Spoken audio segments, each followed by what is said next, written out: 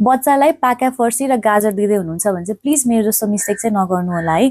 मेरो बाबुको पाका फर्सी चाहिँ एकदमै फेभरेट भएको थियो, लाइक उसको कम्फर्ट फुड जस्तो होइन। सो उसले खाएको देखेर चाहिँ मैले पनि एभ्रिडे बेसिसमा उसलाई पाका फर्सी दिन्थेँ। पाका फर्सी नभएको बेला चाहिँ मैले उसलाई गाजरहरू दिने गर्थेँ होइन। तर स्लोली थाहा नै नभइकन चाहिँ उसको यो हात र पैताला त पुरै पहेँलो भइसकेको रहेछ कि। यो कन्डिसनको बारेमा चाहिँ मैले पहिले पनि थाहा पाएको भएर म आत्तिनँ, डक्टर भिजिटमा पनि गएको चाहिँ होइन। यसलाई चाहिँ क्यारोटेनेमिया भन्छ, जन्डिस जस्तो देखिन्छ तर जन्डिस चाहिँ होइन। आँखा चाहिँ पहेँलो हुँदैन तर स्किन कलर चाहिँ पुरै पहेँलो हुँदो रहेछ कि होइन। अब यो गाजर र पाका फर्सीहरू धेरै खायो भने चाहिँ आई डोन्ट नो स्किनमा के भएर पुरै कलर चेन्ज हुने रहेछ कि। अनि यो कन्डिसन चाहिँ रिभर्सेबल पनि छ, आत्तिनु चाहिँ पर्दैन। मैले 1 हप्तादेखि चाहिँ बाबुको डाइटबाट यो पाका फर्सी र गाजर चाहिँ कम्प्लिटली कट अफ गर्दा छु। उसको स्लोली स्किन कलर चाहिँ ब्याक टु नर्मल हुँदैछ होइन।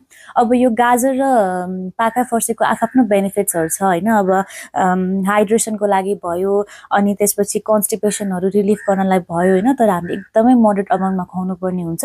मेरो जस्तो एभ्रिडे बेसिसमा खायो भन्दैमा दिन त्यसरी धेरै चाहिँ नदिनु होला, यो मिस्टेक चाहिँ गर्दै नगर्नु होला। So yes, thank you.